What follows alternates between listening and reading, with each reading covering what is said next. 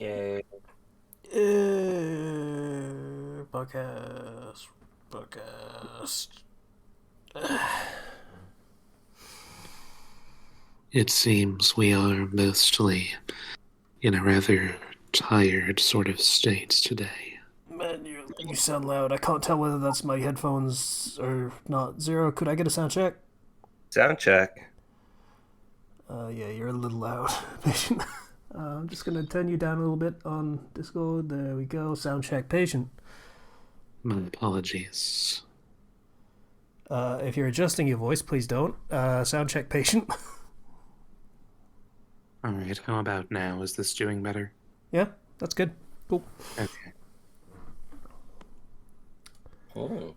Oh. Yeah. New headphones. Old ones were literally falling apart. The cup was falling off on the right ear. So it's like,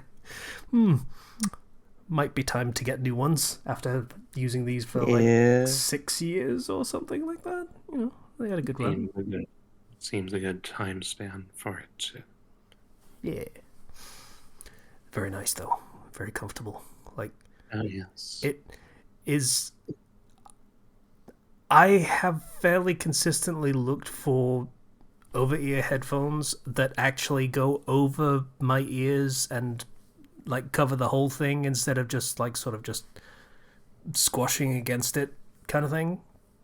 Oh, yeah. And yeah, I wasn't expecting it, but these ones totally do, and it's very nice. Very comfortable. Barely feel like I'm wearing them. Yeah.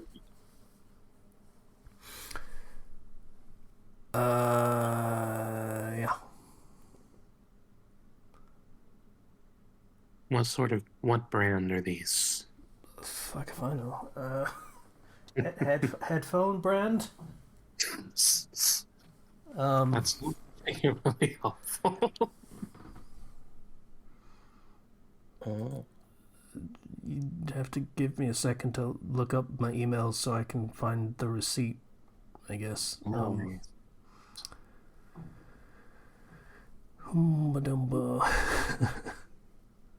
By give me a second, I mean maybe vamp for a second, but that's cool. You guys do you. Well, it's nice to be back. Yeah, it's been a while. It's been over a month since I've been here, I think.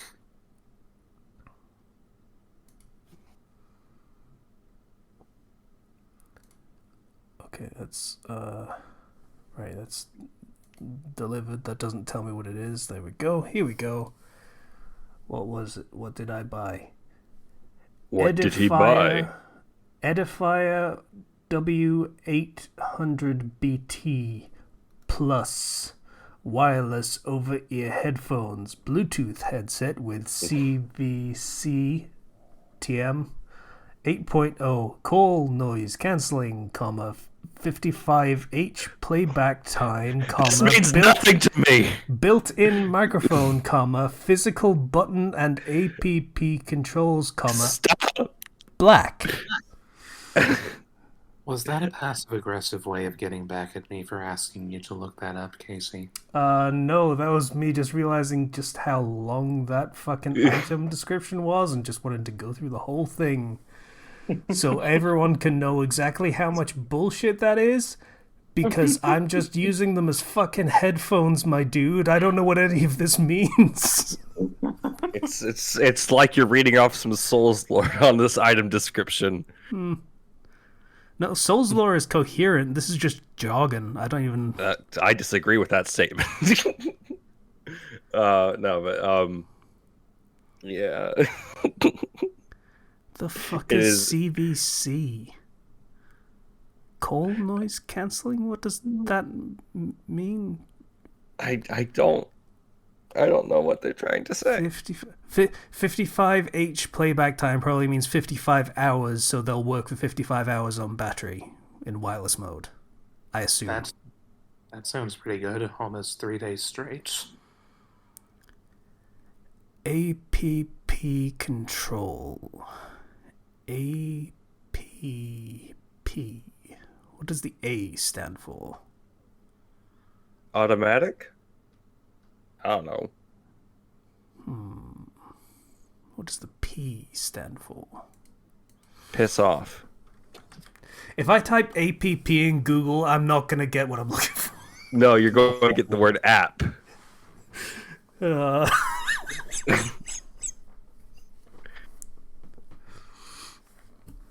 yeah, okay. Those are the headphones that I bought. If anyone wants to know, they're very nice. They work very well as headphones. I'm using them wired because why the fuck would I use wireless? It is. I would never use wireless headphones ever. Mhm. That's not me being like a technophobe or anything. Like, oh, these newfangled things the kids use these days just feels like it's less functional. Like, I don't want to have to pay attention to battery life ever. Even when I did use wireless headphones, it's like, oh, battery's running low. Time to make it into a wired by plugging it into charge. There is a certain appeal that comes from never having to worry about it dying on you suddenly. Yeah. At least See, not until it. the thing is, I know somebody who uses wireless headphones, and it's always dying on them at like the worst moments. It's like, whoops, sorry, I gotta go. So I'm like, okay. Honestly, Every time. these are the best of both worlds because they're either way. There's, it's got a headphone jack, so you can actually just use it wired or wireless if you want to. So, Yeah, that's the best way. yeah. So, 100% recommend these headphones. They were £50, so not really really cheap at all. But for You know what? for the amount of money I paid for them, they're pretty quality. It's almost Halloween. Couple It is. days. Yeah. If by some minor miracle I have time, I'm planning to watch Nightmare Before Christmas. Yeah. They recently released the Five Nights at Freddy's movie. I have no intention of seeing that. I have no doubt that it's good for a horror movie, but I mean, I'm not a horror movie kind of person. Yeah, there's another one of those what the fuck are critics on memes, which is like, hey, everyone's shitting on Five Nights at Freddy's in like mainstream media compared to everyone really, really, really liking Cuties. Not gonna lie, that's actually a pretty like it was a thing. I don't care if you boo me. I know what you cheer for. Was the idea? Yeah. Yeah, that's pretty compelling. Not gonna lie, as an argument, but it is what it is. It's a film that's trying to be just fun, kind of silly horror versus something that's trying to say something, which is always critic bait. So that's how that goes. That's the reason for that. Like, I have a friend who is really into Five Nights at Freddy's, and he watched it. He really liked it. He said, this is something where if you are a fan, you'll get a lot out of it. If you're not, you're not going to get a lot of it. Oh, fair enough. Which I like. I'm like, yeah, no, that makes sense. Because the quote unquote lore of Five Nights at Freddy's is so messy because it's been essentially scrapped and rewritten dozens of times. To a point where it now makes coherent sense, but it's also like you kind of have to know some of the stuff to get some of the stuff, if that makes sense. Yeah. I mean, let's be real. A film catering to fans. I mean, it's like fucking Mario movie. It's like the audience is big enough that they can actually just like trade on that and do pretty well. Yeah. So critics are not going to like it because critics are not going to be Five Nights at Freddy's fans to begin with. So, I mean, makes sense to me. Yeah. Yeah. I mean, It's good. it's unfortunate, really, that kind of bias is just inevitable with some of these films that are coming out. Yeah. I mean, on some level, it's not bias. It's like critics aren't. They shouldn't be required to be fans of everything or at least knowledgeable in every franchise under the sun in order to be critics. And if them saying, hey, I didn't really get a lot out of this. The people around me sure did, I guess. But a lot of this just kind of flew over my head because I don't know anything about this franchise, so I didn't like it, and that's the only opinion I can really give. Like that's fair enough. You can't really fault that. It's the critic's Yeah. opinion, and if they don't happen to have someone on staff, or if it's an independent writer and there's just no one available who actually knows their shit and would be able to speak to this as a fan, which is going to be most of the audience anyway, then yeah, that's just how they've got to speak to it. There's no choice in the matter. Yeah, if you want to appeal to film critics, you have to make a film that they don't need any background knowledge for. They can just go in and get the message, you know? Yeah. It's the same thing with like writing like quote unquote literature versus genre fiction, as it's called by the people in the literature circle, right? Yeah. 'Cause-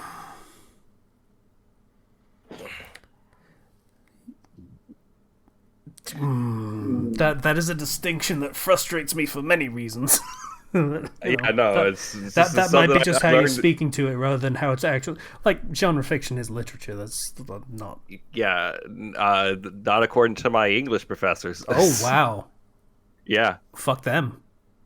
Like that's not even a like we can have an argument. That's just a straight up you're a fucking ignorant asshole. Like fuck you. like was like just talking bad about one of the somebody who he had worked with who had decided to just go cash in on writing genre fiction and self-publishing on Amazon, making a lot and is now making money doing freaking sci-fi fix. It has a fan base, and I'm just like, well, you rewrote your literature book like 15 times to get your art and your craft out there, and that's super cool, but you're a professor, and they're making money off writing something that they really love, I think. So Fuck you, Tolkien, I guess. Fuck you, C.S. Lewis. Fuck you, Lewis Carroll. Like, Jesus Christ. yeah, it's there's a lot of elitism, and it's the same thing with film as well, you know. Like it's why you always you see like 3D animated movies are always treated terribly because they're for kids. They have to be for kids, even if this is not targeted towards kids because it's 3D animated. This is only for kids, so we're not going to take it seriously. It's almost like the realism bias. It is a realism bias, yes. Yeah, Because like- in order for something to actually have worth to them, it has to be real. It's ridiculous. That's blatantly refusing to even try to see things in a different way. No one Well, whose job revolves around knowledge has any right to do that. Well, the thing is, it's not refusing to like try and see things in a different like. What they want is for the message to be very directly applicable to a certain thing. Like, if you're going to, thank God we don't care about monetization. If you're going to write a story about racism, for example, then it needs to be very steeped in real life racism. It needs to be about the Civil War, slavery, the Emancipation Proclamation. It needs to be about the Holocaust, or the treatment of indigenous peoples, or very real things about very real people that very really happened, with very little, if any, like just kind of vagueness, or I don't want to say allegory, that's not the right word, but like it needs to be very directly applicable to a real world thing, is the idea. Mm-hmm. Whereas if you come at it from a fantasy angle or a sci-fi angle or whatever else, you know, a genre fiction angle where the setting isn't real, but the issues are still similar. Yeah, there's a layer of abstraction over things. Yes, my view of it would be okay, because of that abstraction, the message isn't very direct and pointed. It's very broad and thus broadly applicable and can say a much less muddy message. It can convey a much less muddy and hardly detailed message that is just like, hey, racism is bad and here is the effects of it, and we don't have to get into arguments over the very real examples that we're using if we were to use a real world example. Because that's always what fucking happens. And then you have the people who can't see past that layer of abstraction, and it's just like, what? My media has never had politics or ideas behind it. It's just been good fun. And it's like, that layer of abstraction is there to like make the actual message that's been trying to be imparted here more something that people are more readily able to accept in a lot of cases. More palatable. Yeah, more palatable. Yeah, and palatable. Yes, palatable. I'm just being silly. I think you might have got the emphasis wrong there. Emphasis. Emphasis on the wrong syllable. But it's just you have the idea that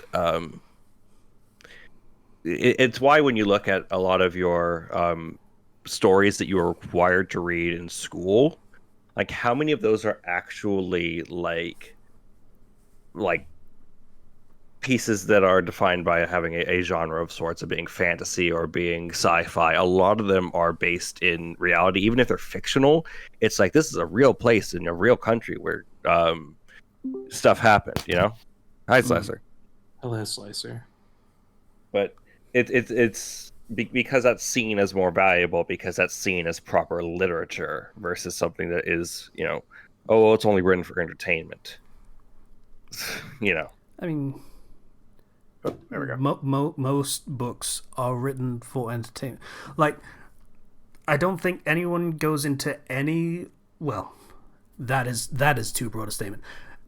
Most of the time, people reading a book are in it to read a story, maybe have a think about what that story is trying to say.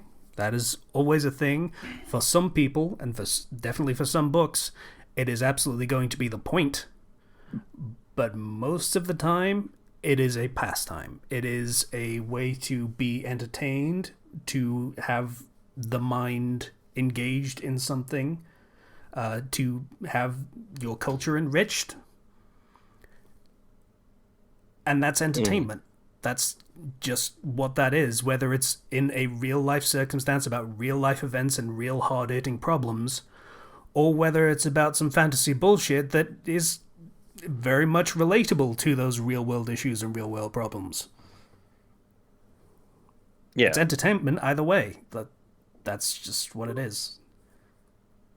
If you're looking at creative writing, it's always meant to be that way. Technical writing is something else entirely, and we're not talking about that. But yeah. Like, if we're talking non-fiction, it's skewed very much the other way. It's usually more in the vein of, we are here to learn something and enrich ourselves academically, not culturally, and be entertained by a story. We're here to learn about real shit and facts. There's just the I think of my professors, and I think about how literature was basically described to me as being literature, something that is advancing the medium in a sense, you know? What does that mean? Exactly. You cannot apply hard boundaries to something as malleable as art. Ever. I mean, you have guidelines, that's it. Right. And advancing the medium in which direction? would be my follow-up question. Like, advancing the medium in general is a very vague statement, but advancing it where is also a question that needs to be asked. Which way is appropriate for, quote-unquote, the medium to be advanced? Purely numerically. You're adding one more book to the collection if you wanted. There's a lot of, like, pride in, like, oh, well, I mastered my craft and I intricately chose every single word so carefully here, and then versus just I think that there's the idea that Tolkien did that too. Like, you could argue Tolkien did that more than any, like, real life literature writer did. The impression I had gotten from my professor was the idea that somehow that genre writing was lazy writing. Yeah, it's lazier to make up your own setting and characters and events and history for that setting than it is to just say real life. It's that. I'm writing about that. I read some books about it. Hey, a lot of thought went into Pride and Prejudice, but zombies. Okay.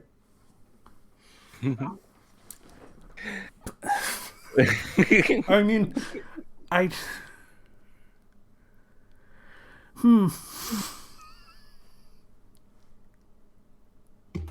Yeah.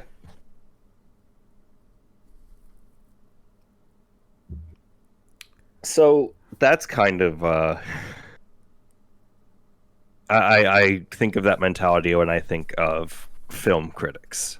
That mentality of it has to be real, it has to say something. If it's a historical piece, even more, because think of how much research they did for that historical piece.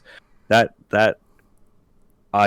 stop motion movie that came out that was like intricately taken and took many thousands of hours to make, that's kids stuff.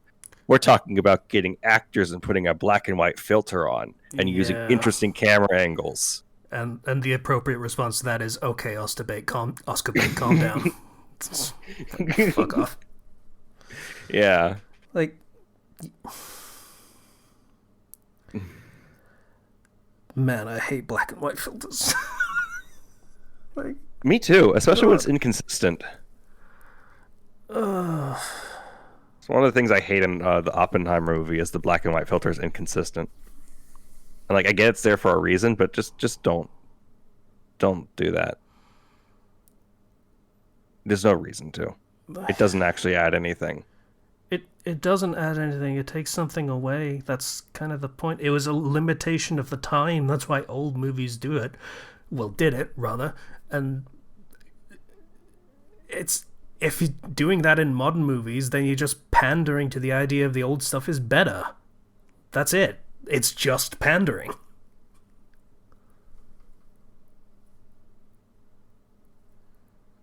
Yep. That's what film awards are about. Who panders the most?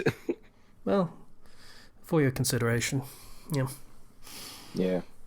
What was the I missed it. What was the honest of this conversation, by the way? Five Nights at Freddy's movie. Yeah, we were talking about film critics hate Five Nights at Freddy's but really love cuties. Oh, right. Yeah, okay, I've seen that meme. Yeah, fair. Yep. Yeah. Yeah. People just love the smell of their own farts sometimes, you know? Yeah. I hesitate to say it's a good movie. It's a good movie because I understand the lore of Five Nights. Okay. There you go. That's what I had said, was what a friend had told me, was like, because I understand like this and I'm a fan of it, it made sense to me. I liked it. But it's not for everybody. You know? Yeah. Yeah, I'm curious how people that are not familiar with any of the lore would take it. I mean, it's a decent movie, I would assume. Probably not something you're going to rewatch, but it's on streaming services. I might just watch it there. I was thinking, I don't want to go to theaters to go see it, but I'll stream it.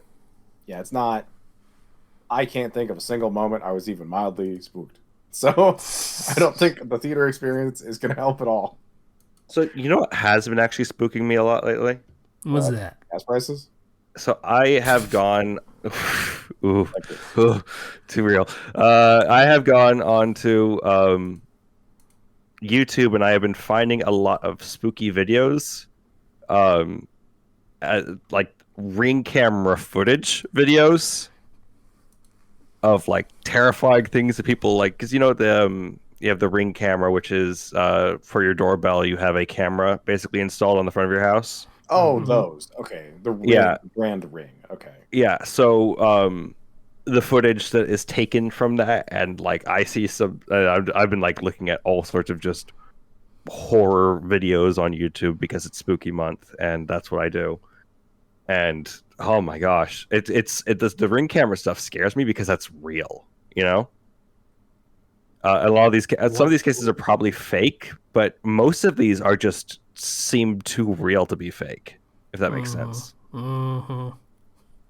Well, what are some examples here? What's There was one I saw about the like one woman came up frantically knocking on the house. Nobody was there at the time, and like asking for help. And it was like she hid behind one of the pillars on the porch to hide from a car that was coming along down the street, and nobody came to the door. So she ran off and like towards headlights of another car, and it's like we never got follow up. We don't know what happened to this person and if they're okay. And I'm like, oh no, I hope they're okay. And then in other cases, you have like, here's people who are masked and who are waiting to rob you for the second you open the door, you know. And then in other cases, you have somebody who is like on drugs and they are like shirtless and they are freaking out and they are bashing against the door so hard that they knock themselves out temporarily. It's lucky doors at night.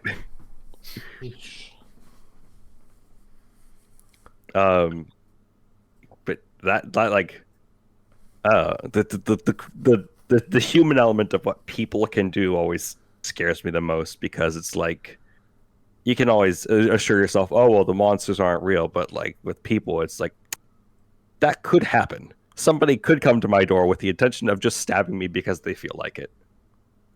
Yeah. Well, thanks for that, Zero. Appreciate it. Spooky month. It's Spooky Month. I also was just like, I did a huge deep dive into the back rooms and stuff because why not? Why not? Why not? Can't help myself. And there's some like really good. I don't know if you guys, the kind of originator of the whole backroom stuff is Kane Pixels. That's a YouTube channel. Who is this VFX artist and like director who has put out some pretty scary and like interesting things with regards to the backrooms, and even just some aside stuff. There's a short video series called The Oldest View, and that is terrifying. It's really scary. Great horror slash thriller stuff. The horror stuff is more Oldest View. The thriller stuff is more Backrooms, which is just a lot of interesting, like messing with space and using liminal space to create terror. So I've really been enjoying that. That sounds fun. Aside from the real horror stories, which make me be like, I feel like I trust people less. I trust people a lot less. Yeah. But that's going to be scarier than Five Nights at Freddy's. Apparently Matt Pat appears in it. Yeah, he's in it for about 30 seconds. Can't say I'm surprised. Yeah, And that sounds about right. I heard that. I heard Apparently that shoot took 8 hours to do. Was just that one scene. I heard that there is a reference to Matt Pat's greatest game theory, which is on like the license plate of like the car. There's the word Ness on it. It's his character's name. Oh, yeah, that's what it was. Okay, I wasn't sure. I'd heard a few things. Ness. Which apparently Scott Kaufman specifically had his character named that. Nice. I'm not. Is this the thing about like Sans's Ness? Sans's Ness. Yeah. Yep. Yeah. The stuff he got so much flack for because it's one of the worst done theory videos he's ever done.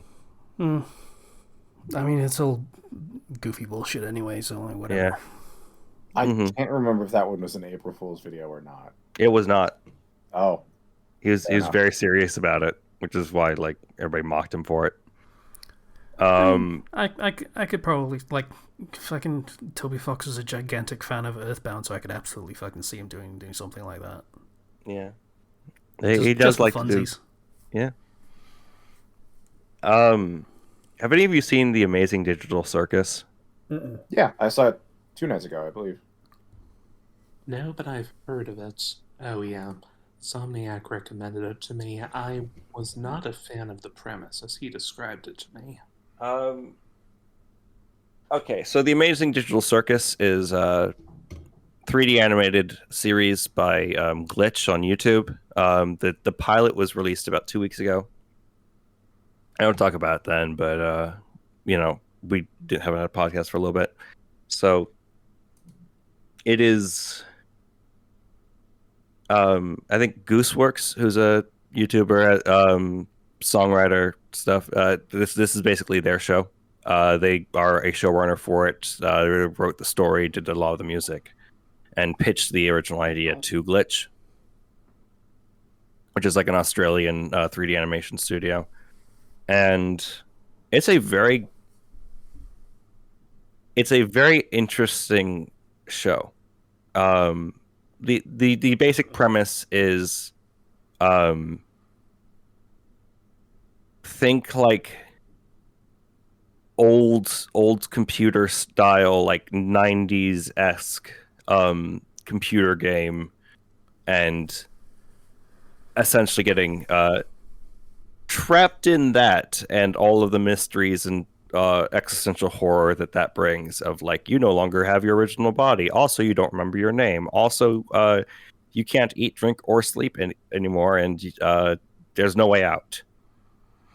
You can do those things. You just don't need to anymore. Yeah, you don't get any benefit from them at all. And the presentation is great. The comedy in it is actually just like really, I love the comedy in it. The animation's really good. The premise is very interesting. I'd like to see more of it. Probably not going to see another episode for a little bit, but it's just a really cool story idea that I'd like to see grow further, you know? I enjoyed it. I would definitely like more of it.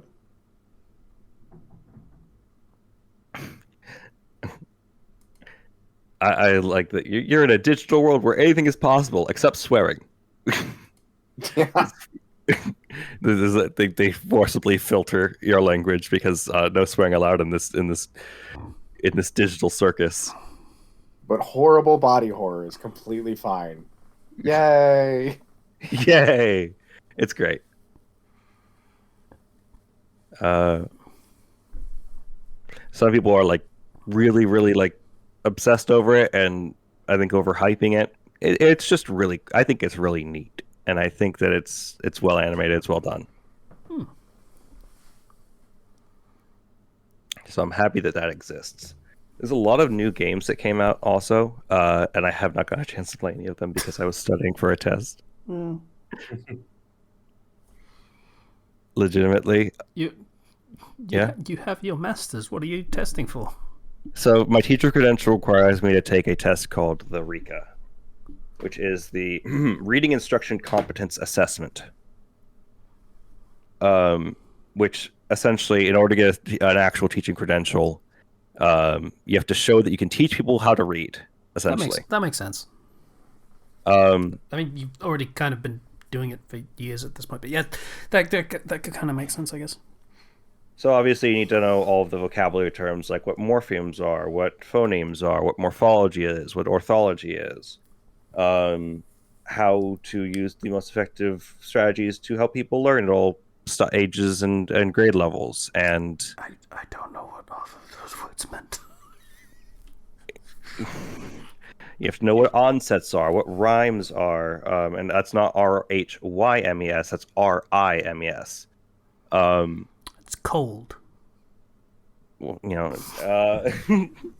and be able to assess children and know where their needs are based on their writing, and be able to essentially prescribe a lesson plan for them. And it is a overly complex, overly difficult test that is being retired in 2025, but I still have to take it. Mm. Oh, well, that sucks. Yeah, like I say, I know the actual definition of none of those terms that you just used. I thought I had one when you said rhymes. No. Onset being the initial consonant sound, and rhyme being the subsequent vowel sound, and what CVC words, what CVCE words are, what Why the fuck would you need to CVVC know words those are. things to teach kids how to read? Because it's and like everything to do with phonics instruction as well, and how fluency, automaticity, automatic word recognition, prosody. I don't even know what prosody is. One of the properties of fluency, which is being able to say things with the proper expression. Okay, like that. That all makes sense for stuff that you would need to know. Yeah, it's all stuff that you do need to know. I don't think some of the terms are actually really necessary, but because they have a huge amount of, there's like 200 vocabulary terms for the entire test that you have to know. So it's jargon learning, basically. No, it's learning that jargon, then knowing how all it connects together, and knowing how to use that jargon. So it's so you can discuss teaching kids how to read with other people who teach kids how to read, I guess. That sounds like the most useful application of what you're describing, to be perfectly honest. Yeah, and so it's a massive test. It has 3 subtests. So I took the first subtest. I feel pretty confident about that. But like it's like 35 questions and like 2 essays or one, like a lesson plan sort of thing. Just create a lesson plan for this kid, and like for this specific example, look at this assessment that a teacher did, look at it and be able to analyze where the word analysis problem is, or what the spelling problem is, how the kid has that spelling problem, so on and so forth, and analyze it. It is a really difficult test because there's not a lot of room for error, and they throw a lot at you. And the last time I took a course related to like linguistics or like teaching reading was like 6 years ago. Because in the teacher preparation program, like the 2-year thing that I did but got me my master's, we didn't cover any of that stuff. That stuff was all undergrad. So yeah, it sounds like a test for, we would like to have very, very exceptional, well-educated teachers to work in our public schools and get peanuts. Yeah. It's not a test that my mom had to take, because my mom got her credential in Texas when we lived in Texas. It's only a California thing. California specifically has like a few like really harsh exams that you have to go through that other states don't have, and as a result, we are having a teacher shortage. Yeah, I wonder how that happened. It's weird. Crazy how there's so many barriers to entry for not a lot of money. And if you do become a teacher, parents get to basically control what you're doing and punish you if you teach their kids wrong. Yeah. Or if you teach your kids entirely right and the kids just don't give a shit. Yeah, or that. Teaching is unfortunate. It's bad. Yeah. In a bad state. let's not go too far on Zero's career. It's okay. My entire plan is to just write my own stuff while I teach. Use the teach to get income, so then I can actually write stories and get them published. Ooh, that's always been my plan. Cool. Because I'm still writing stuff. It's just a lot of it's private, and I'm not posting it anymore. Yeah. Like I wrote a whole 18,000 word story from start to finish, and Oh, that was just from like me and the people in my D&D game. Nice. And yeah, thank you. It was like 50 pages all told once I actually posted it and put together. But I'm working on like 3 other stories like that, and the idea is that I'm going to be using my whole D&D setting that I have as a setting for when I actually start writing stories and publishing them. For that sake, but I can't really support myself well, especially in California with just writing. So is it harder to get published in California, or? it's expensive to live here, Yeah. Oh, gotcha. Fair enough. and even the teacher stuff is not going to give me a high quality of life. It will give me a quality of life, you know. Also, I'm dumb. I mixed up California and Florida, which is something I do weirdly often. You're not as worse off as I thought. That's good. Yes, Really, really glad you don't live in Florida. Holy shit. I'm really glad I don't live in Florida too, for a lot of reasons. But I'm going to be playing some games this week. I got to catch up on some stuff. Mario Wonder came out. Sonic Superstars came out.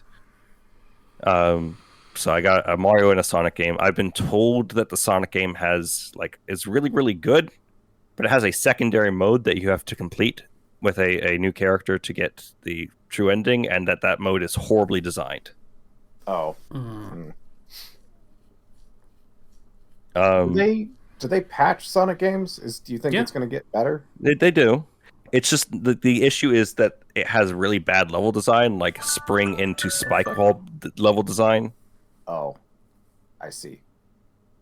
which is really weird because they give you a character that has the ability to basically do Amy's double jump and Knuckles climb on walls. I can even climb on ceilings and has all the abilities basically, but like the worst level design. That sucks. Yeah. The I've the been only hearing thing good. I've heard about the Mario game is that it's kind of easy, but it's fun. I've only heard good things. So Typical Mario. it's a Mario game. I heard that the story though for the Sonic game is actually pretty good, which is interesting because I don't recall 2D Sonic games having a very compelling story.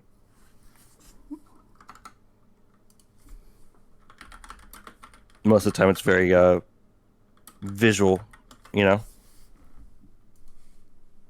Yeah. no dialogue sort of thing. Yep. But I'm just looking up cast and crew, hoping it will. Wow, there is no information on cast and crew at all. of what? Of the Sonic game. Of like who made the Sonic game? Yeah, I was looking for like a writer. But there is no credit for that. Huh. Interesting. Okay. No, the Try writer Googling is that directly. Takashi Iizuka. Okay. Huh. Jon Snow worked on this one. It's weird. I thought he retired. Takashi Iizuka has always been he's been working on the Sonic series since 1994.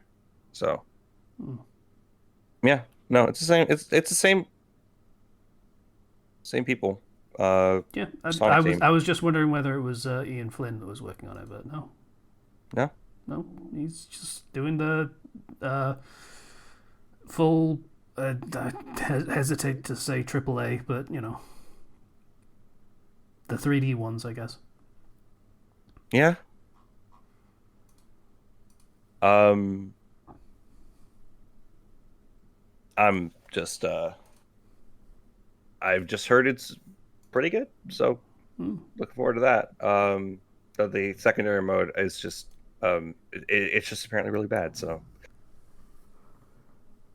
I've seen multiple people in a Discord I have with some friends just raging over it, that secondary mode. So unfortunate. Um, But yeah, platformers and such. I have so many games to catch up on. I never finished Baldur's Gate 3 because Act 3 just melts my computer. I'm gonna get a new computer. I need to get a new computer. It's way outdated. Yeah. How you guys doing? I don't know who's gone already since I was a little late. No, we kind of went off on a bit of a tangent about writing and such, and then I kind of just melded into just talking about stuff I've been doing. So Fair. So I start my new job tomorrow. nice. Very good. I'm working through a hiring agency, which was a new experience. So it's not quite as straightforward as employment normally is. Still trying to. I got to contact my contact for my agency tomorrow because I don't actually know how to sign up for our health insurance, which apparently isn't great, but I mean it's better than nothing, so that's fine. But aside from that, I get paid once a week, which will be a new experience. Never been paid once a week before. Mm-hmm. Bi-weekly is the norm. Is it? I mean, I've worked jobs that work every 2 weeks, every 15 days. I've worked a job that was once a month. That was a fucking nightmare.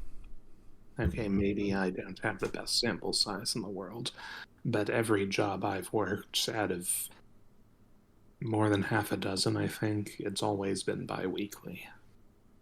Yeah, that's the norm, I think. I thought you were asking if it was the norm. Oh, gotcha. Well, fair enough. Sorry. No worries. But yeah, so that'll be interesting. It's even the same start time as my old job. So it start time goes from 6 to 5:45, but it's a little closer, so I'll be waking up at the same time. That's nice. As I mentioned, I saw the Five Nights at Freddy's movie. Pretty good.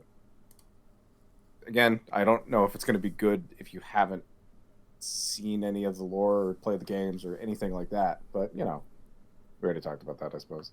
Yeah, a little bit. Let's see. I've also been binge watching like old movies. I think I mentioned Beetlejuice a little while back. Yeah. I also saw all the Elm Street movies, and I've recently seen 5 of the, I think, like 14 Halloween movies. Okay, I need to ask now then. How was the Dream Warriors, Slicer? It was interesting. I think I've said it before, but I thought the Nightmare on Elm Street's movies started scary and got increasingly silly as they kept going. No, they've always been stupid Yeah, and that's silly. I admit I only vaguely remember it, but the kid whose bed turned into a blender freaked me out a little bit. Yeah, that's fair. Yeah. That sounds scary, yes. I will say they remade the series in either recently or in like 2010. I forget. Numbers are blended together. I've seen so many movies recently. But the most recent Nightmare on Elm Street is a little more horror leaning. I mean, they do a little better job at like at least tension. It's not, I would hesitate to say horror, but it can get freaky in parts. So that's fine. At least they tried. But I was also a little surprised to see that Jason does not appear in Halloween 4? 3. 3? 4? Yeah. 3. Season of the Witch. Yeah, it's just about Halloween masks and turning people into Oogie Boogie. Yeah, they had an idea of, we don't want this series to just be Jason. Like in the first film, it wasn't Jason. So they thought, hey, let's make this a weird anthology series of movies centered around the idea of Halloween. And then they made Halloween 3. And then they abandoned that idea entirely. Honestly, I kind of liked it. I would have been completely down for like Halloween themed anthology. You're a little quiet, my dude. I don't know know why that is. Everything's plugged in right. But yeah, is it any better now? Nope. Oh, If anything, you're even quieter. great. I'll just There you have go. my mic closer. That's Yep. better. That's much better. My mic is now 2 inches from my mouth. Good. Whatever works, I guess. Anyway, I would have been completely down for a Halloween-themed anthology series. That would have been great. But then again, I suppose I was about to say they might run out of ideas sooner, but there's only so many ways you could do Jason. So I mean, they did the space one. yeah, Have you seen that one Jason yet? in No. space. I think that's Oh, the 9th one or something. It's gonna Jason be a little X. while. Have Yeah. fun with that one. Yeah, It's special. I'm genuinely looking forward to Freddy versus Jason. It's probably gonna be terrible. Beat a slutty co-ed with another slutty co-ed. That's how that one goes. Yep. That feels like it could be a subtitle. Yeah. Let's see. I discovered that I can play Diablo 4 on the PS4 at my girlfriend's place, so I can play with my family more, which is nice. We Cool. play Diablo together. They're releasing themed seasons, so this is the season of blood, and everything is vampire themed and you have blood powers. It's pretty fun.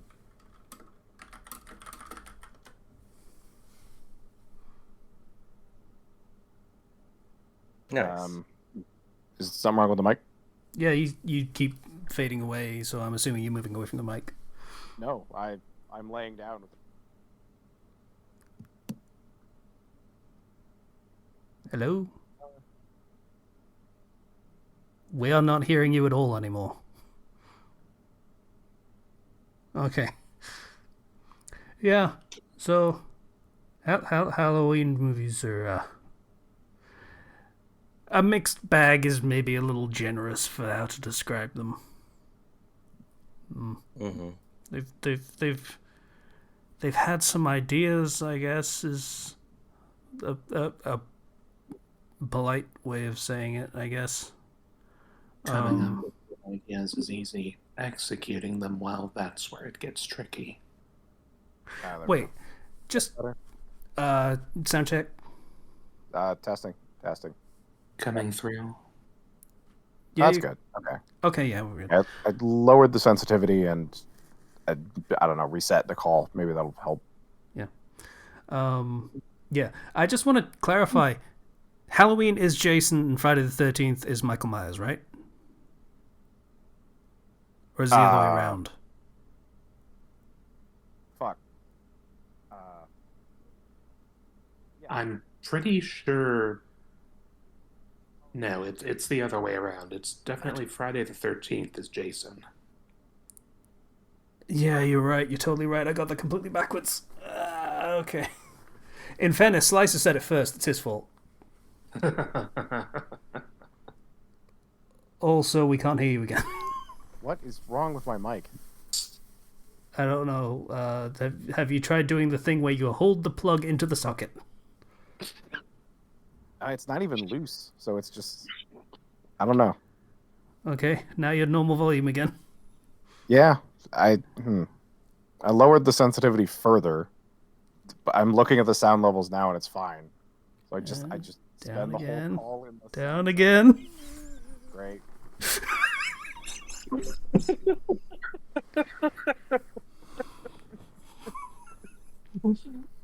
I think I need to buy a new mic. It's like every now and again you just it's like we're walking together and then every now and again Slicer just starts to sink into the ground and we don't notice. Just falling behind. You guys are walking too fast. Oh my god. I didn't have much else. That's kind of it. Just Diablo and movies. Okay, cool.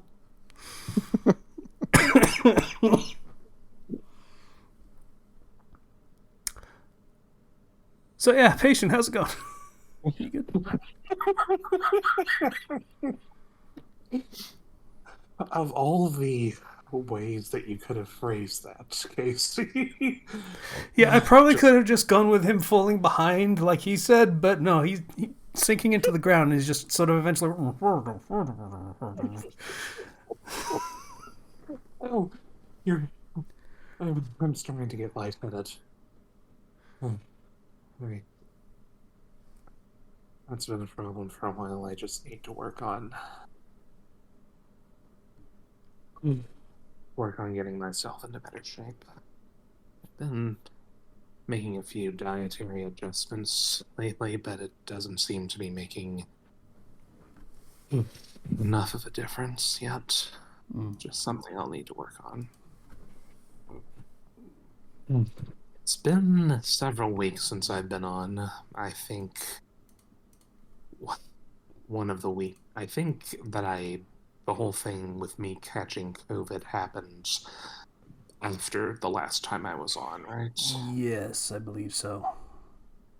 Yeah, well, that was an unpleasant experience.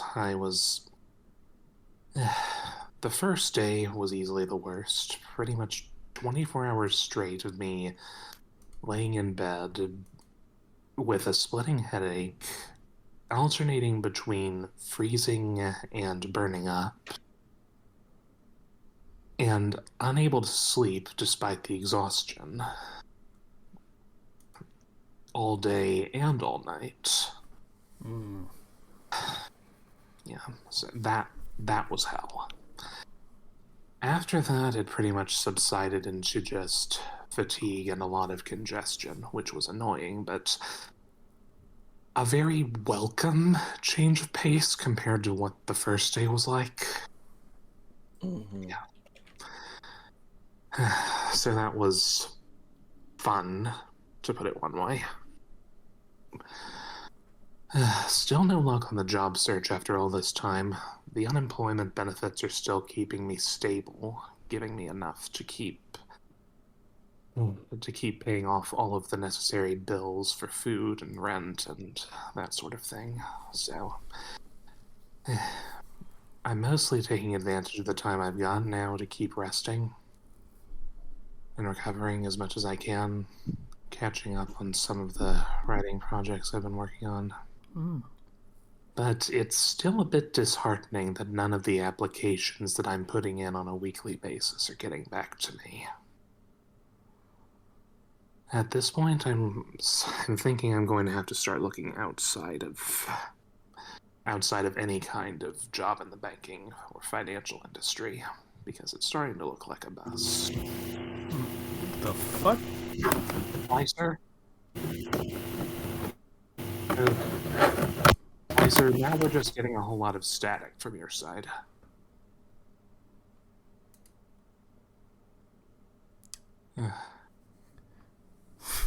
Okay. That's unfortunate.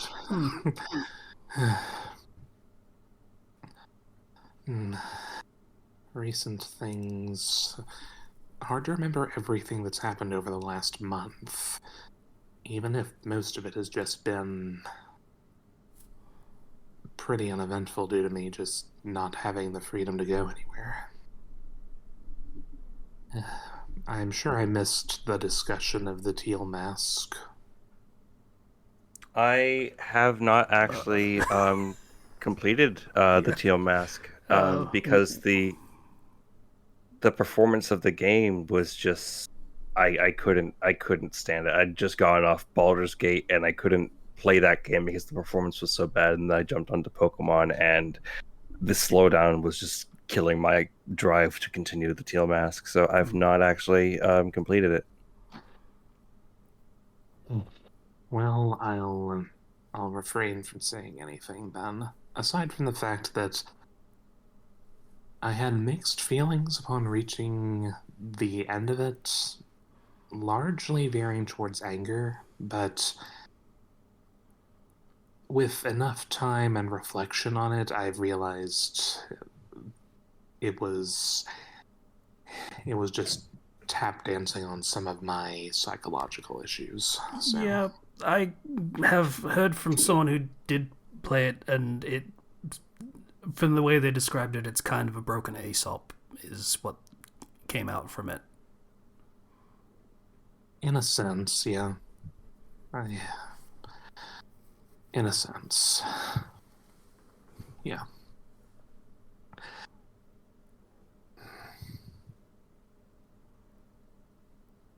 Ogerpon is really cute, though.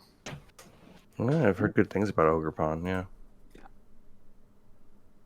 Mhm.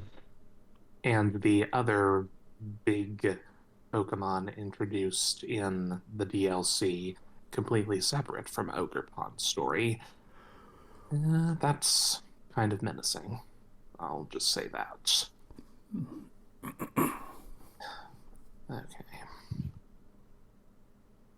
Also, after watching a single streamer playing it for 10 minutes or so, I wound up downloading Suika Game. Here we go. Oh dear, did I strike a nerve? It became the obsession of VTubers across the world for about a week or so, give or take. I think that's mostly fallen by the wayside now. Well, in fairness, it was kind of a self-sabotage on the part of the developers who decided, hey, you're not allowed to make clips of our game anymore. And just like that, everyone stopped playing it. Yeah, Hornet informed me of that after I had already downloaded it. I mean, $3 and I've got enough points saved up to wipe out about half of that. Sure, why not buy it? It Yeah, sure, seems why like a not? really simple, fun game, and it is. It was pretty addicting the first few days. Now the compulsion is a lot weaker, a lot less obsessive, Yeah. but it's still an enjoyable game. Still trying to see how high of a score I can get. But it's been fun. Also, at Hornet's direction, I wound up downloading Yu-Gi-Oh! Master Duel. It's a very slow grind trying to build a formidable deck once you're just getting started. Yeah, Master Duel is. I did play a bit of that for a while, and trying to get because you can, do the thing with these card game mobile games where you can like build cards with enough resources and such, or you can buy your pack of cards right now. Not a chance. Yeah.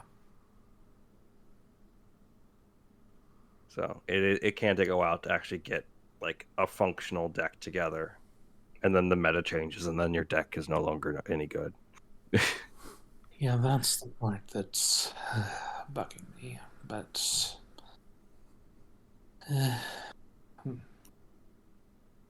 Hornet's been urging me to get into it for a while, and so I have. And it's not fun. It's just slow going to get up to where I want it to be. And for the longest time, I've been more of a collector than a duelist, so I'm more interested in the lore side of things than the gameplay side of things, all things considered. And Master Duel is capturing my attention there, with how it's giving these nice descriptions of so many different archetypes. So I'm enjoying that so far. I've also been revisiting Pikmin 4 thanks to Masayanella's current Let's Play of it. That's fun. And probably going to be working on 100%ing it for the 4th time in a bit.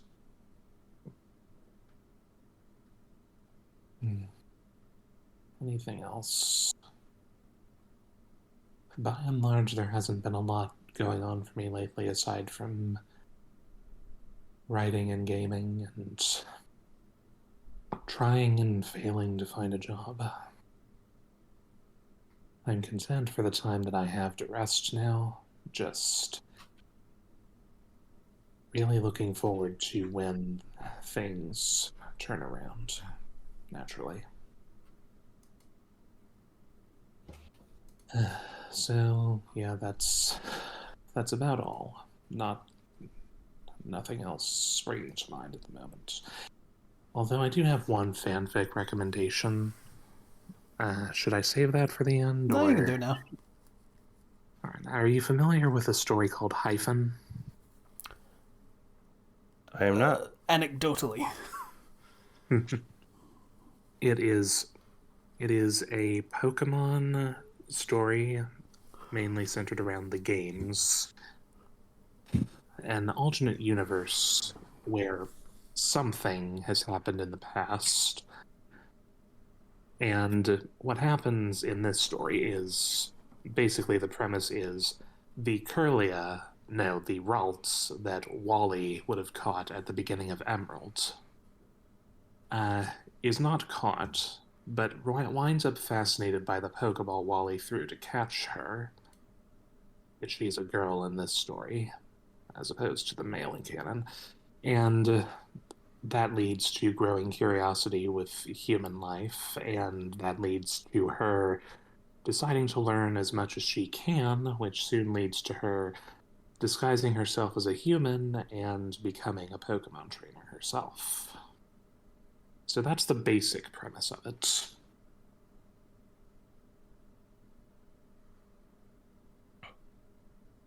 Interesting. She winds up traveling with both May and Brendan after not too long. And the big reveal that she's actually a Kirlia, she evolves after the first gym battle. We've been building up to it for a while. The story updated very recently when it seemed like the reveal was on the horizon.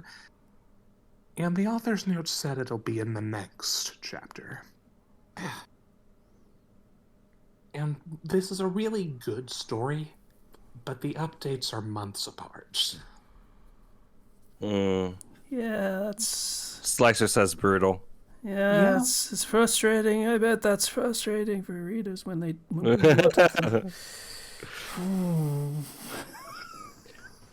Just Casey casually looks to the side at the mirror. I've been guilty of that myself. I fully concede that. Why? The gif of the monkey looking side to side. Okay, so yeah, it's a fun story. It's a very, very good read. I really recommend it. Just be prepared for scrabbling onto the side of a cliff once you reach the end of it. Yeah. Patreon chapter's coming, by the way. Anyone listening to this a week from now, presumably, because I apply the same release schedule to my Patreon chapters as I do to the podcast releases. A week late is about normal.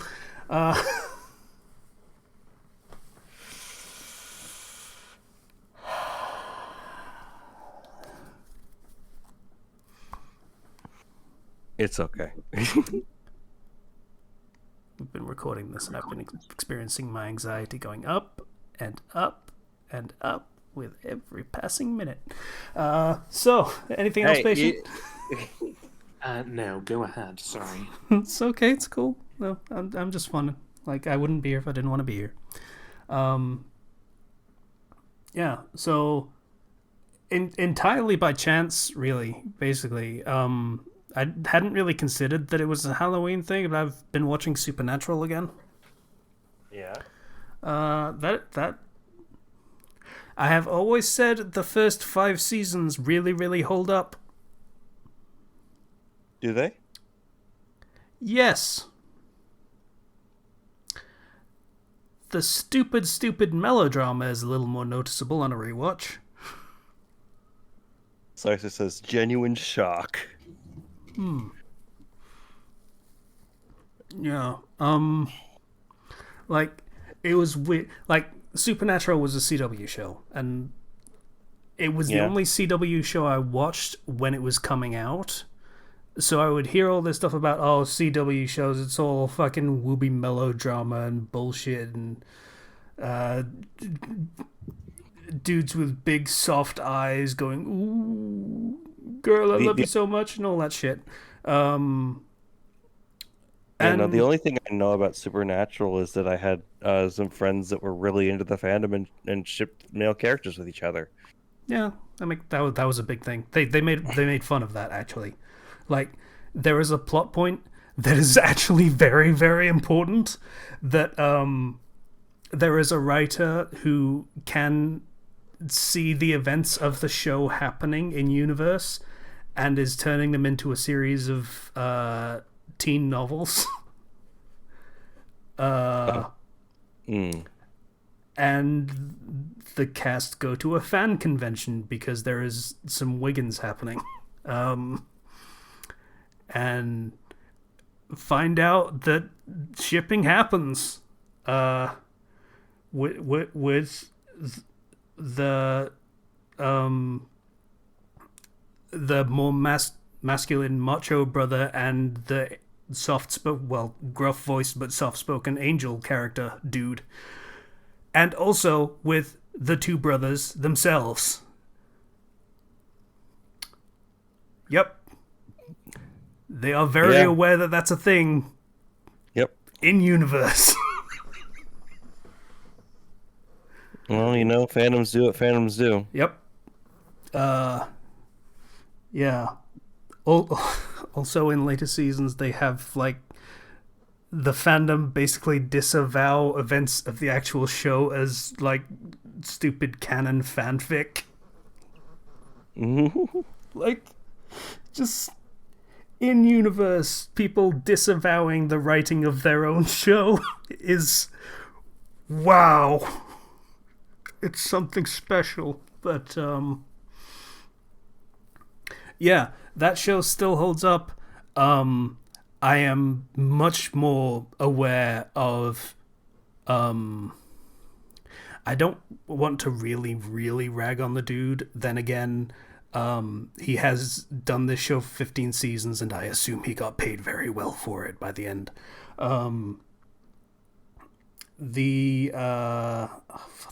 I think it's Jared Padalecki, who played Sam, the younger brother. Wow, his acting is the most CW acting I have ever seen. Just like the quivering lip and the big watery eyes and let's call it intense, but really looks more sort of like I'm about to cry in every scene eyes. The only CW shows I've ever seen have just been DC properties, so I'm not quite familiar with it, but I have a good mental image from the way you're describing it. Yeah, it's it's kind of more funny than intense. I feel bad saying, like, he gets a lot of the angst storylines. Like, there's a lot of angst in general in the show. Characters die a lot. Some of them come back, some of them don't. And yeah, he gets probably the lion's share of the angst scenes, and I don't know, I guess he's sort of suited to it in a sense, but also he's entirely wrong for it. Because, like, yeah, that sort of storyline calls for that sort of acting, but also it goes so far as to be comical, so, I love overacting. It is what it is. Sorry about that. No. Okay. I don't quite know what happened there. Something fell. Sorry. We didn't hear it, so. Oh. Well, that's good. Thought it was loud. Yeah. Thank you, noise canceling technology of Discord. Yeah. I think that's pretty much all I really have to talk about, aside from, hey, I should be writing right now, but I'm not. I'm quickly pulling up Steam just in case I did something else. I think... Oh, right. I played a bunch more Dave the Diver because it's fun. That's pretty much it, though. Yay. Yeah, that got an update recently to add like crab traps and stuff like that, so you can just put them down and then catch crabs when you go back up to check it and stuff. It's a neat little thing they added. It's nothing huge. Yeah, that's pretty much it, though. I think. Yeah. Oh, there's one thing. Oh, there's one other thing I wanted to mention. Okay. So recently, because Final Fantasy 14 did a huge. They had their EU Fan Fest in which they showed off a lot of new things. Oh, yeah. Okay. Yep. We do need to talk about this. And they have introduced my new main that I will be maining. Yep. The new job that I am definitely 100% maining forever. Yep. Called Viper. Yep. Now, people have been, for a long time, rather wanting a job that uses actual dual blades and is actually a follow up on freaking. So the way for people who don't know, Final Fantasy 14 has Rogue, and it's all you have a whole Rogues guild, and it's great and everything, and then it's a dual knives class more than it's dual knives, right? And then out of nowhere comes in the ninja people, and now your entire adventure and job quest and storyline is all Japanland ninja storyline, entire tone shift and change. And you are no longer a rogue, you are a ninja. You now have mudras that you cast, Tenchi Jin, and all your removes change to have Japanese names. And it is a huge, like, sucker punch for people who just like the rogue and thief aesthetic. I'm not gonna lie, I really like the rogue and thief aesthetic. So, like, I did start that quest line. Yeah. And like it's the rogues the ninja storyline is a really good storyline, but it kind of is just one of the only examples in the game of a huge tone and culture shift from one job change to another. Yeah, like you go from gladiator to warrior, and it's like, oh, okay. I still swing the big thing and hit people with it, right? It's marauder into warrior, gladiator into paladin, which yeah. Because gladiator is just like, oh hey, you're fighting in a cool gladiatorial arena. You get scouted for a job position for an actual like knight order to be a paladin. Yeah, that'll make sense. That's a through line. But did Ninja come out with Stormblood, and that's why it's just... It was earlier on than that actually. Wow. Okay. I was like, I think it's fairly early on. And so you have a ninja was back in the original day of like, oh, you need to multi-class to unlock things in like early broken Final Fantasy 14, which is why in order to unlock Rogue, you have to first level Marauder, which is just a weird requirement that was still in the game. That's some variants of Final Fantasy is, hey, you need to do these weird class things because we kind of expect you to sort of experiment a little bit kind of things. Yeah. It's weird.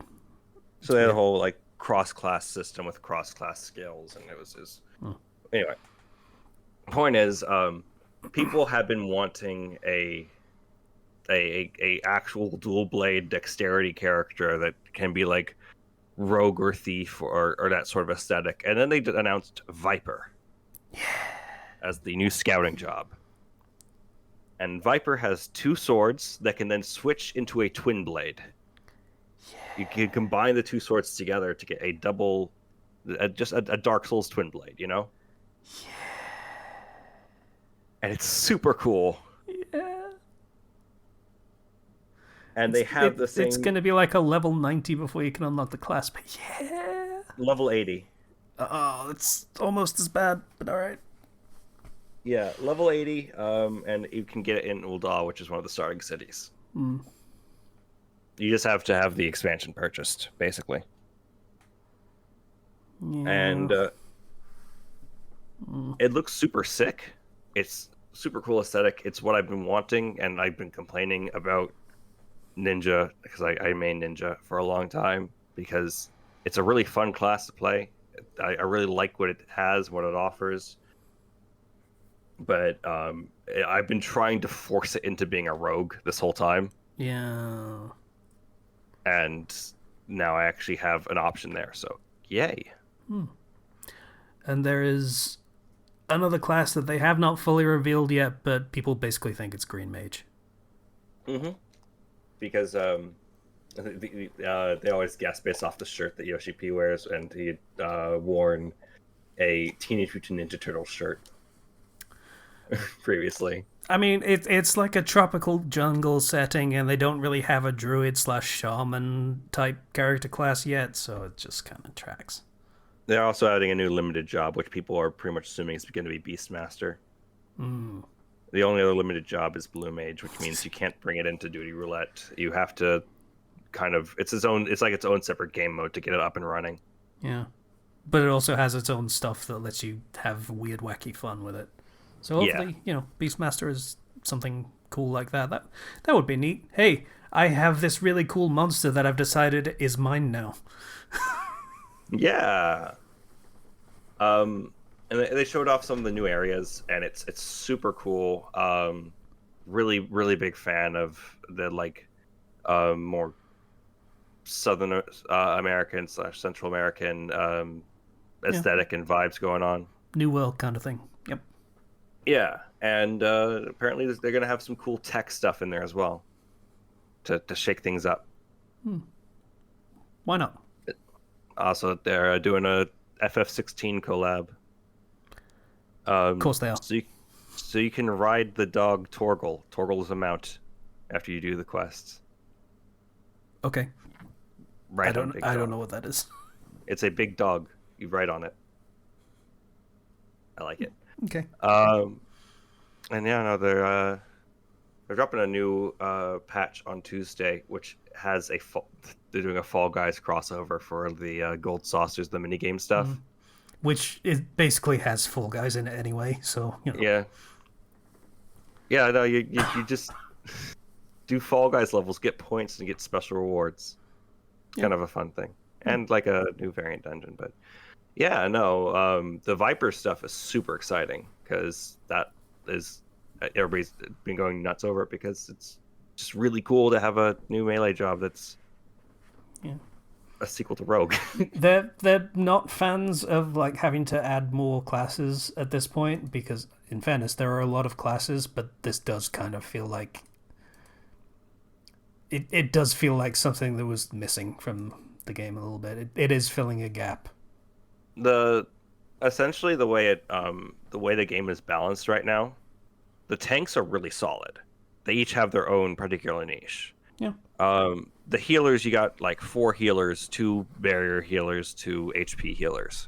And the melee DPS are actually unbalanced because you have 2 for each different type of gear set, slaying and striking and so on and so forth, except for Ninja, which is the only one that has scouting, which is the only like dexterity based gear. And so previously, whenever scouting gear would come up, Ninja would have a complete oh, that's mine. I don't have to roll against other people to get this gear. This is mine. So this will actually bring a balance to the melee classes. So you actually have 2 of each gear type for melee classes. And then the magic one is also going to do the same thing in balancing out the magical ranged. Yeah. Because physical ranged is a little short on classes in general, but it's kind of, I mean, magical ranged and physical ranged are basically the split on ranged, and that's kind of how that works almost. Yeah, of the physical ranged and magical ranged each have their own different niches of sorts. In that you have, let me bring up the thing here. For physical range, you have bard, machinist, and dancer. Yeah. of which you have two that are really supporty, And then one that is just big deeps. and it's the same thing for magical range as well. Yeah. Summoner can res people. Red mage can res people as well, and then you've got black mage that is kill things. Yes, kill things really hard. So, I mean, with this, you'd have 6 melee jobs, 4 magical range DPS jobs, and then probably the next thing they'd add in the next expansion would be like a physical ranged. One would assume, Yeah, but it's kind of hard with the tanks and healers right now because they are very perfectly balanced because of how important those jobs are. Yeah. Like, I can understand why they would want to add more physical, like, melee DPS anyway, because, like, let's be real, that is the class type that most people are going to gravitate towards. There's a reason it's the most common type, and more variety in the thing that most people are going to pick. It's probably a good idea. Yeah, last expansion they added a healer and a DPS. So this time they're going to be adding 2 DPS. They have not added a tank since Stormblood. With Gunbreaker. Yeah. It is kind of getting to the point where I could see them stop adding classes, though. Like I say, this one feels like it fills a niche, but there's a lot of classes in this game. Yes. And some people have them all to 90, and they concern me. Why isn't there any more content for me? I want to play more. Well, you've leveled all this your game is falling off. You've leveled all your crafters and gatherers to 90. You boosted through the Island Sanctuary content, so you could finish it a week earlier than you're supposed to. Assuming they did it at all and didn't just say, fuck it, this is for losers, and then complain that there's no content. And you refuse to do the new the Criterion dungeons because you can't get a group together. Or you spammed it so hard day one that you never want to run that content again.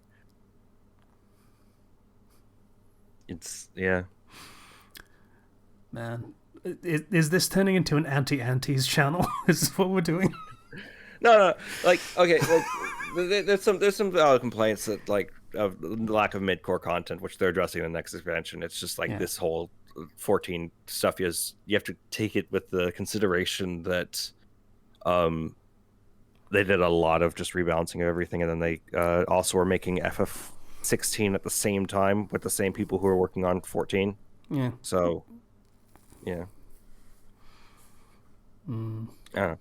But cool stuff from the new expansion. The next time we're actually going to see any more information on the new expansion or the new jobs is the Japan Fan Fest. This is going to be like until January. So this is the last time we have to necessarily bring up 14 for a while. I mean, that's usually how it works, right? The whatever, the American one gets the really basic trailer, and then the EU one gets a more full trailer, and then Japan gets the full, like, fucking rundown of what's going to be in the thing. Well, the Japan one's the last one, so they have for all being stuff last, complete. Yeah. So, yeah, I'm excited.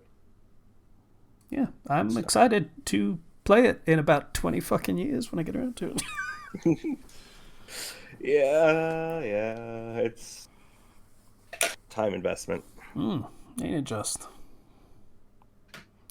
Anyway, I'm going to continue not playing that and playing Dave the Diver instead. I need to play other games aside from this one game.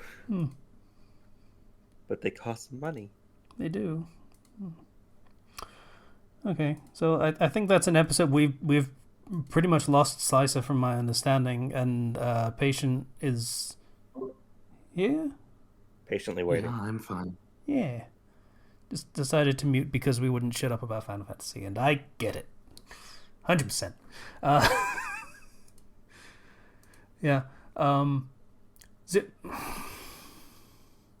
We're literally at the tail end of October. I am pretty sure we did it already, but just in case, Zero, did we did do... it? We did it the first week of October, and then we skipped 2 weeks, and now we're in the last week of October. Okay, that works. It's cool. So it's all taken care of. Don't worry. Yeah. Okay. Happy Halloween to everybody out there. Stay safe. Look out for weirdos in masks who just watch your six. All the horror movies happen now. Just stay in, eat snacks, maybe get drunk, watch some shitty or excellent horror movies if you can find any. I've been watching a lot of black and white movies, classic ones. And be prepared for someone to have put chewing gum in the lock to your front door. My dad's going to be in awful pain on Halloween. He's getting most of his teeth pulled. Ooh, that's timing. No candy for him. So. Well, I mean, if he's getting his teeth pulled, then he can eat it fine. Like, whatever. Just, Yeah, but pain. Lots of pain. It's not a fun experience, yeah. Dry socket sucks. Anyway. Yeah. Y'all have a wonderful day. The Patreon link in the description, Discord link in the description. Bye-bye.